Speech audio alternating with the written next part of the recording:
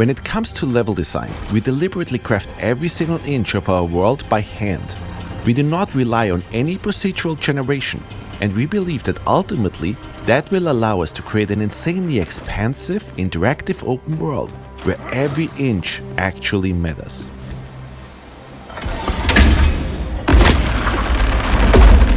Throughout your journey through the meadows, you will encounter all new enemies. We have also introduced 2 new weapon archetypes, gauntlets and wands.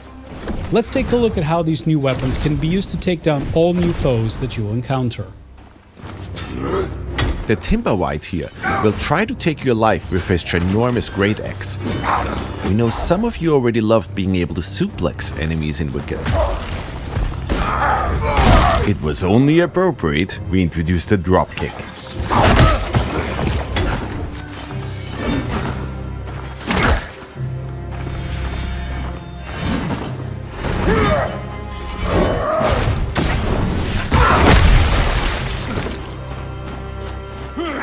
Wormwood wretches and limb-seed archers will keep you on your toes with brutal range attacks.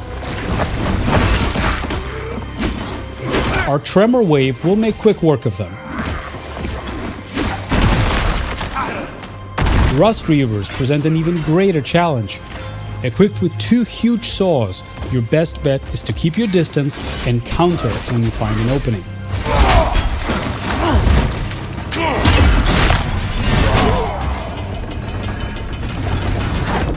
Deeper within the meadows, the Copse Treader will try to block your path forward.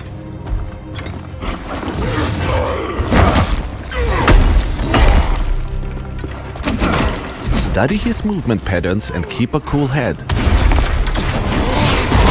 You might just prevail.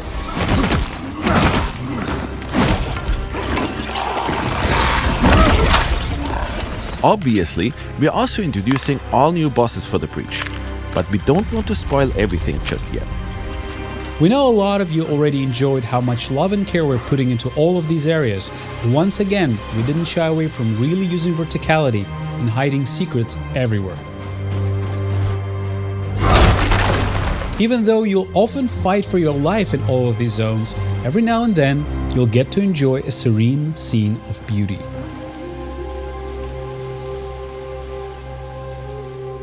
Things have changed in Sacrament too. Caretaker Alden has arrived in town to plead for help, dealing with the Blight, a plague infestation destroying his home of Marin Village. Excuse me, is it true that Governor Ellsworth has already gone north with that madrigal? The guard said as much, but I wasn't sure.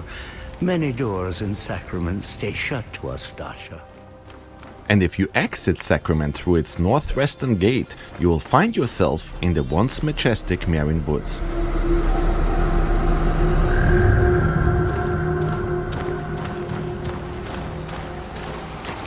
Recently, the Marin Woods have been befallen by the Blight. It festered all throughout the woods, and players will have to find a way past it in order to advance. The Belactor are ferocious fighters. The Stalkinche here knows how to wield a club, and if you're not careful, they might just call in reinforcements. Our new wands build are surprisingly effective. We can cast ice darts to freeze our enemies. Cold Sling is a powerful ice evasion attack.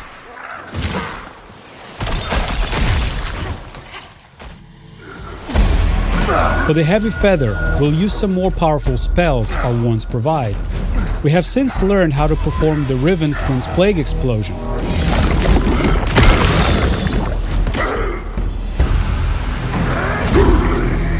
And if you have enough focus, Lightning Bolt makes quick work of any enemy.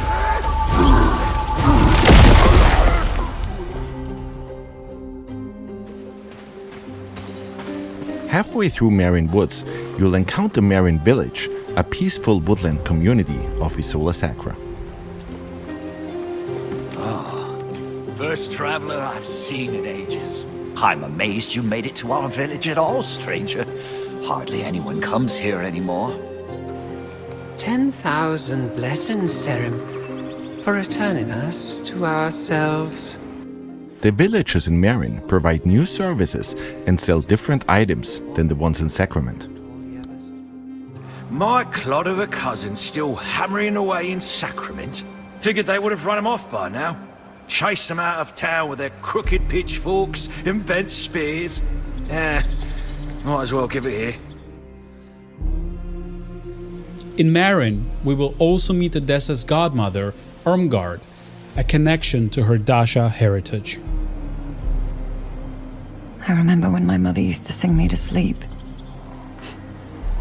You did too. Same lullaby. Will I see you there? All of us at one table again. I'm not welcome in Sacrament. And in a return to the Nameless Pass, we'll explore new areas within it, learning more about the forces of the mainland. We will not tolerate any more doubt within your ranks, Primus.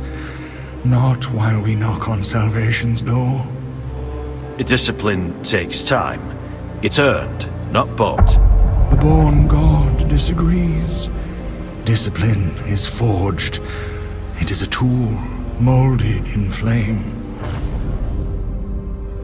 Meanwhile, we'll continue the story of Madrigal Celine and her vanguard, who seek to liberate the lost city of Cerim. We're incredibly excited about this new chapter in our campaign, but we don't want to spoil everything just yet.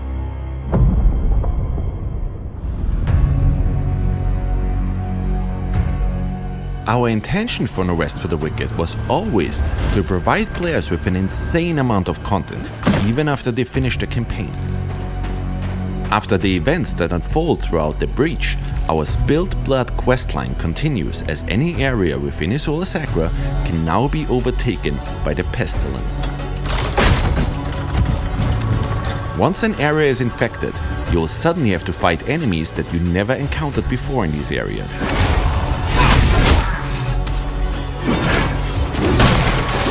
Defeat these enemies, and they might just drop all new Torn resources.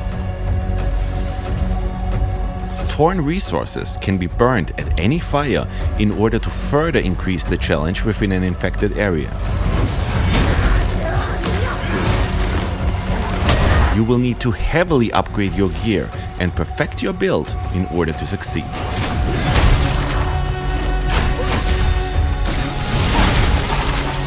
But greater challenge also means greater rewards.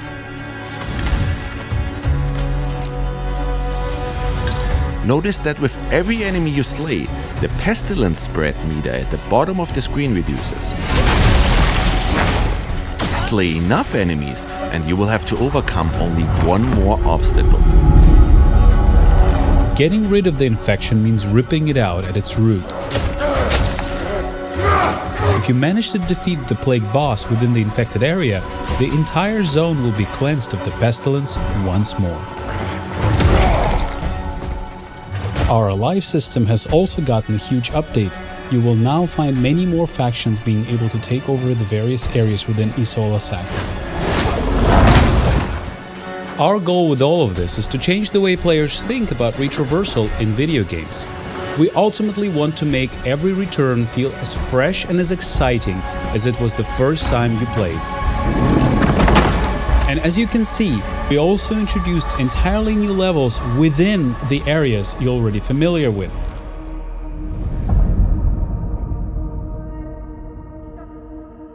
In order to aid players in achieving the perfect build, we introduced quite a few changes that will make progression a whole lot more streamlined and fun. First off, we have revamped the way gear drops. We replaced the tiered approach and came up with a formula that takes the player level, the area level and the enemy level into account, which results in an experience where any gear that drops will be approximately within your level range. Now, gear that used to only drop in earlier zones might just drop again, but at a higher level. We tried this out, and we ultimately see a much higher variety of gear throughout our playthroughs. We think it's a much more enjoyable looting experience.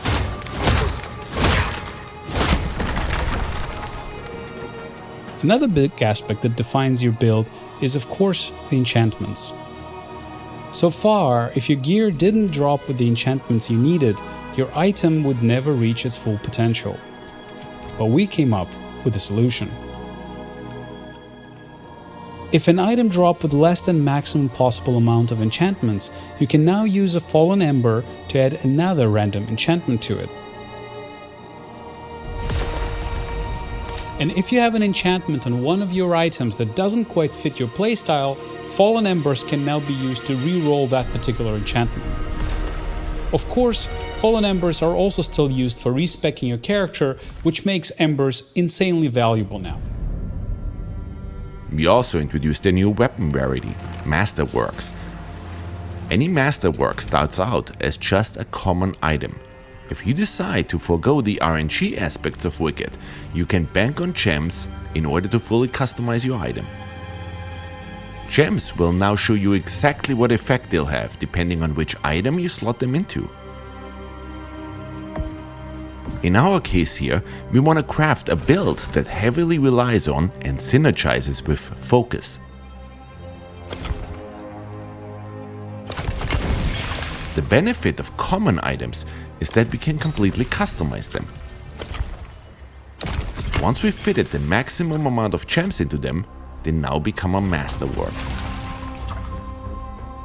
In general, we've introduced a whole slew of new weapons, runes and armor sets. We've also iterated on our list of enchantments in order to enable the creation of entirely new builds, while ridding ourselves of the enchantments that led to overpowered builds. Given that and the new loot drop algorithm, the sky is the limit when it comes to build variety.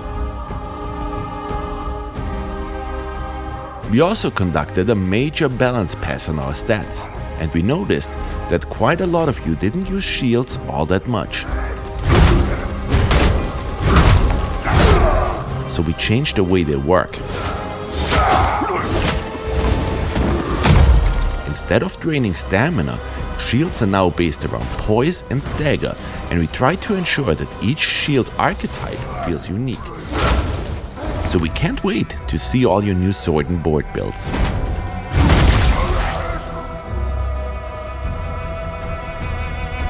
Last but not least, if you've become a master at playing No Rest for the Wicked, you should try our new hardcore characters. Permadeath is enabled for these, so once these characters die, they get downgraded to non-hardcore characters that can only be played on regular realms.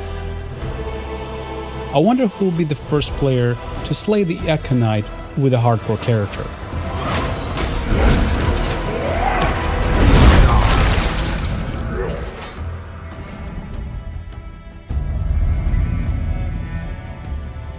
Naturally, we also spent quite some time introducing a wide range of quality of life features and polished up what you've played so far of No Rest for the Wicked. For example, we've noticed that a lot of your houses looked similar to this one.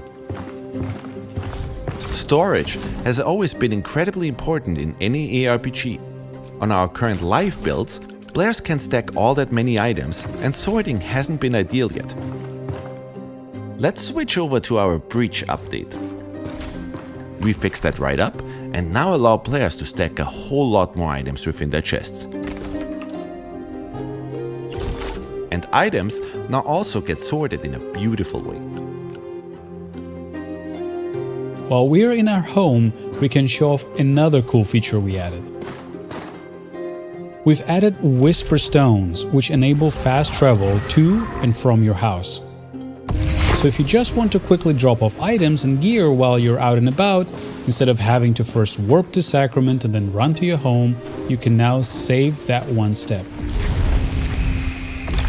Remember that you can place one Whisper Stone per house, so if you own multiple ones, you can even fast travel between them. You'll be able to upgrade this limit through Plague Ichor, letting you extend how many times you can heal or buff yourself in battle. This new approach aims to make combat more engaging and dynamic, rather than forcing players to just wait for a timer.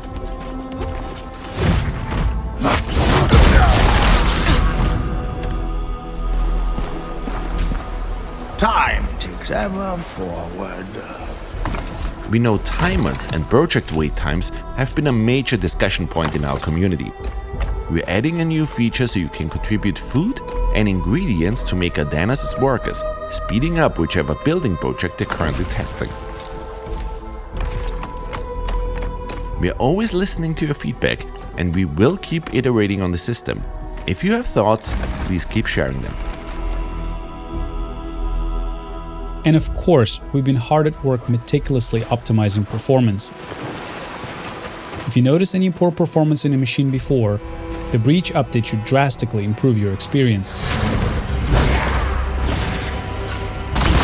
Speaking of improvements, our DLSS implementation has been updated to a newer version, which results in much crisper image and even better performance.